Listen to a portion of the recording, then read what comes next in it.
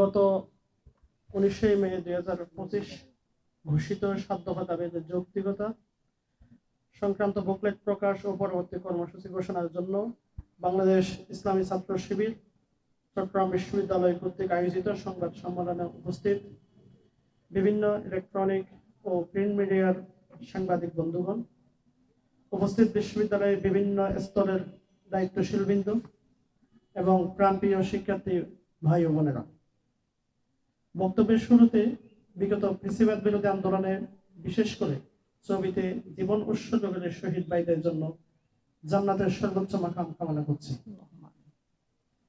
এই দেশের বুকে জুলাই নেমে এসেছিল যখন মানুষের মৌলিক অধিকার হরণ করা হয়েছিল, যখন শিক্ষাঙ্গনের সিট বাণিজ্য, টেন্ডারবাজি, মাদক, অনৈতিকতা ও বেহায়াপনার সয়লাভ, সন্ত্রাসী, চাঁদাবাজি, নিয়োগ বাণিজ্য ও শিক্ষকদের একটা অংশ পরিণত হয়েছিল দলীয় দাসে।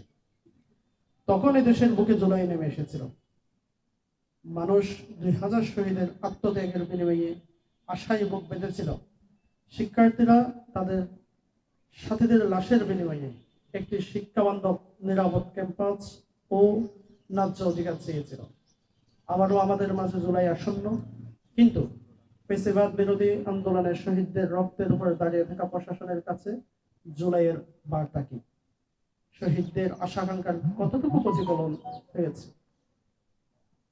ইসলামী ছাত্র শিবির প্রতিষ্ঠা লগ্ন থেকে শিক্ষার্থীদের অধিকার আদায়ের লক্ষ্যে কাজ করে আসছে। শত জুলুম, নিপীড়ন, গুম, খুন, হত্যা, মিডিয়া সন্ত্রাসের মাধ্যমে ফ্যাসিবাদ যত বেশি শিক্ষার্থীদের থেকে আমাদের দূরে সরাতে চেয়েছে, ছাত্র শিবির তার চেয়ে বহুগুণ বেশি ভালোবাসা পেয়ে শিক্ষার্থীদের অধিকার আদায়ের নেতৃত্ব গ্রহণ করেছে। ইসলামী ছাত্র শিবির চট্টগ্রাম বিশ্ববিদ্যালয় শাখা শহীদের আকাঙ্ক্ষা বিনির্মাণে 28,000 শিক্ষার্থীদের প্রত্যাশিত একটি ক্যাম্পাস উপহার দিতে অধিকার সংশ্লিষ্ট 7 দফা দাবির যৌক্তিকতা তুলে ধরেছে, যার বিস্তারিত আমাদের বুকলেটে উপস্থাপন করেছি। আমরা ইতিমধ্যে আপনাদের কাছে বুকলেটটি প্রদান করেছি।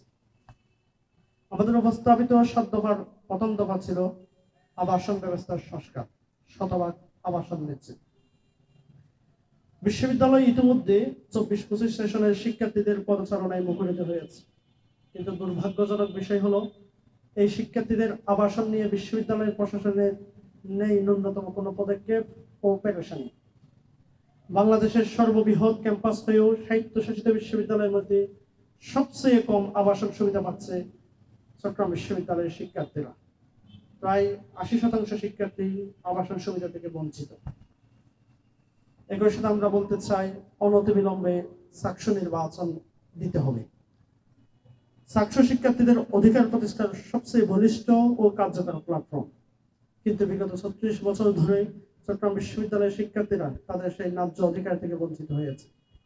চাকসু ফসল না থাকায় শিক্ষার্থীদের আশাকাঙ্ক্ষাগুলো প্রতিফলন হয়নি দীর্ঘ সময়েও। প্রতিষ্ঠার পর থেকে প্রতি বছর চাকসু নির্বাচন হওয়ার কথা থাকলেও গত 58 বছরে হয়েছে মাত্র 6টি নির্বাচন। যেখানে অন্যান্য বিশ্ববিদ্যালয়গুলো ছাত্র সংসদ নির্বাচনের নানামুখী পদক্ষেপ নিয়েছে, সেখানে খুনি হাসিনা পতনের 10 মাসেও চাকসু নির্বাচনের কোনো রোডম্যাপ প্রকাশ করতে পারেনি বর্তমান প্রশাসন। প্রশাসনকে জানাতে চাই, গড়িমসি না করে 34 জুলাইয়ের মধ্যে চাকসু নির্বাচন বাস্তবায়ন করতে হবে। জুলাইয়ের অপরাধীদের বিচার এখনো কার্যকর হয়নি। প্রিয় সাংবাদিক বন্ধুগণ, জুলাই বিপ্লবে ছাত্রলীগের সন্ত্রাসীদের দ্বারা ছবিতে শিক্ষার্থীদের নিপীড়ন, সম্মানিত শিক্ষকদের বাসায় সামনে বোমা হামলার ঘটনা ঘটলেও প্রশাসন এ ব্যাপারে কোনো পদক্ষেপ নিতে ব্যর্থ হয়েছে।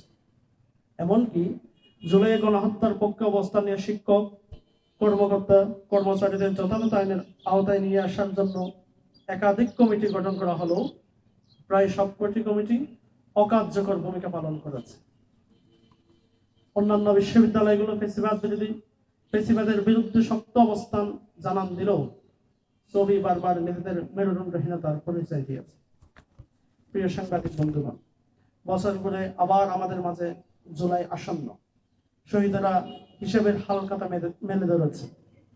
গণহত্যার বিচার ও জুলাইয়ের প্রত্যাশা পূরণের জবাবদিহিতা চেয়ে প্ল্যাকার্ড হাতে শহীদ মিনার প্রশাসনিক ভবন চাকসুর সামনে অবস্থান নেবে।